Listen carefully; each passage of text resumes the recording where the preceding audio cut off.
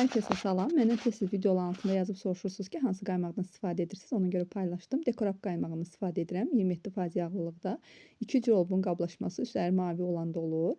Adı bu adına. Yəni mən illərdir bu qaymaqdan istifadə edirəm. Çox razıyam. Mütləq şəkildə gətirən aldığımdan sonra soyuducuya qoyuram. Buzluq gözünə yox, soyuducuya.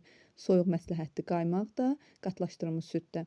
Əgər tortun üzərinə dekor bəzək vuracaqsınızsa, sadəcə qaymaqdan, yox əgər içərisinə qatlanacaqsınızsa, qatlaşdırılmış süd əlavə edirsiniz. Bütöv də əlavə edə bilərsiniz. Sadəcə çalanda az-az.